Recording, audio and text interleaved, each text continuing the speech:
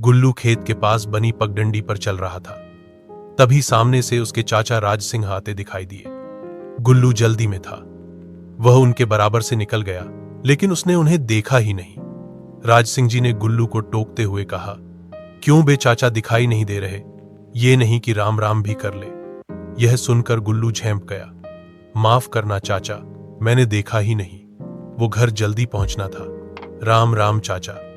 लेकिन तब तक राज सिंह चाचा का गुस्सा 7वें आसमान पर पहुंच गया था। हाँ, भैया ने मना किया होगा। बंटवारा क्या हुआ? सबके रंग बदल गए। गुल्लू बिना कुछ बोले आगे बढ़ गया। राज सिंह और राम सिंह दोनों सगे भाई थे। दोनों भाई दिन भर खेतों में मेहनत करते, अच्छी फसलें होती और घर में हमेशा अन्न के भंडार रहते थे। राज सिंह अपने भाई की बहुत इज्जत करता था। एक दिन उनके पिता का देहांत हो गया। धीरे धीरे तिलक राज ने खेतों पर जाना बंद कर दिया। अब सारा काम राज सिंह के सिर पर आ गया था। राम सिंह बा होने के कारण पैसे का हिसाब किताब रखता था और धीरे धीरे उसने राज सिंह को घाटा दिखाना शुरू कर दिया। लेकिन राज सिंह भी सब समझता था। भय भाई की इज्जत के कारण वह कुछ बोल नहीं पाता था। पानी जब सिर से ऊपर चला गया तो एक दिन राज सिंह ने बंटवारे की बात कर दी। भैया, मुझे लगता है पिताजी के जाने के बाद हमें बंटवारा कर लेना चाहिए था। कोई बात नहीं, अभी भी कुछ नहीं बिखा है, हम बंटवारा कर लेते हैं। राम सिंह कहाँ मानने वाला था। वाह, अभी पिताजी को गए 1 साल भी नहीं हुआ और इसे बंटवारा करना है। क्यों भाई, ऐसी क्या आफता गई? भैया, मुझे लगता है आप पैसों में हेरा फेरी करते हैं। मैं इतनी मेहनत करता हूं, फसल भी अच्छी होती है, फिर भी घाटा क्यों होता जा रहा है? राज सिंह की बात सुनकर राम सिंह ने लाठी उठा ली। तू मुझे चोर बता रहा है? एक शब्द और बोला तो तेरा सिर फोड़ दूंगा।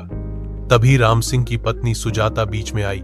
ये आप क्या कर रहे हैं? मेरी शादी के समय ये 6 साल के थे, बच्चे की तरह पाला है इन्हें, जो मांग रहे हैं दे दीजिए।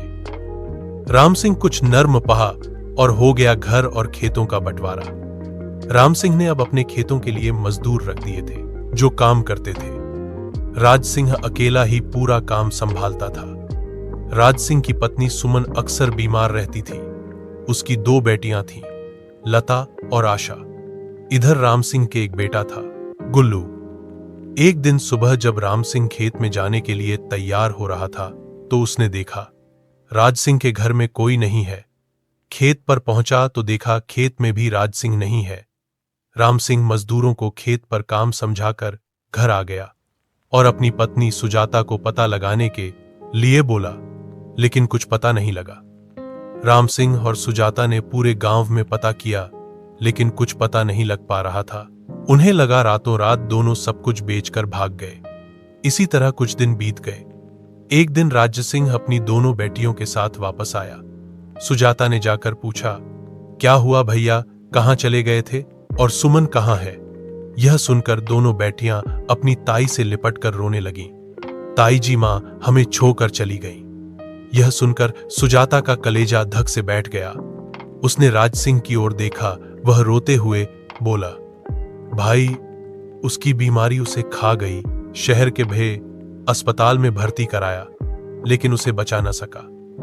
यह कहकर वह फूट फूट कर रोने लगा। सुजाता झट से बाहर गई और गुल्लू को अपने पिता को बुलाने भेजा। गुल्लू खेत पर पहुंचा। पिताजी, मां और चाचा दोनों रो रहे हैं, जल्दी चलो। राम सिंह तेजी से घर की ओर चल दिया। गुल्लू खेत पर पहुंचा। पिताजी, मां और चाचा दोनों रो रहे हैं, जल्दी चलो। राम सिंह तेजी से घर की ओर चल दिया। घर आकर पूरी बात को समझा। राज सिंह को गले लगाया और बोले, चिंता मत कर, मैं हमेशा तेरे साथ हूं। सुजाता ने दोनों बच्चियों को संभाला। 13वीं के बाद सभी मेहमान जाने लगे तो राम सिंह ने सबको रोका और कहा, मुझे कुछ बात करनी है। मैं चाहता हूं कि हमने जो बंटवारा किया था उसे रद्द कर दें। मैं अपने भाई को ऐसे नहीं देख सकता। राज सिंह, तू सारा काम संभाल ले, सारे पैसे भी रख ले। तेरी दोनों बेटियों की शादी हम मिलकर करेंगे। राज सिंह बोला, भैया, मुझे भी अब जमीन जायदाद और खेत घर का कोई लालच नहीं है। बस मेरी बेटियों को मां का प्यार मिल जाए। भाभी, इन्हें संभाल लो। मैं तो अब हरिद्वार जाना चाहता हूं। मेरा सब कुछ आप रख लो। यह सुनकर राम सिंह रोने लगा। वह बोला, ऐसा कैसे हो सकता है? हरिद्वार जाने का समय तो हमारा है, तू कहीं नहीं जाएगा। आज से तेरी सारी जिम्मेदारी मेरी। यह सब देखकर सुजाता अपने आंसू पोंछते हुए बोली, देवर जी, जब मैं आपको पाल सकती हूं तो क्या दोनों बेटियों को अनाथ छोड़ दूंगी? मेरी ममता में ना कोई कभी पहले थी ना अब होगी। और हां, जिस पैसे के हेरफेर का इल्जाम आपने इन पर लगाया था, वह सारा पैसा इन्होंने शहर के सरकारी बैंक में जमा करा रखा है, तुम्हारी बेटियों के नाम पर। राम सिंह ने हां में हां मिलते हुए कहा, हां छोटे, मैं चाहता था कि सारा पैसा खर्च न करके उसमें से कुछ बचा लिया जाए। बस एक गलती कर दी कि तुझे बिना बताए ये सब कर दिया मैंने। राज सिंह अपने भाई के पैरों में गिर जाता है।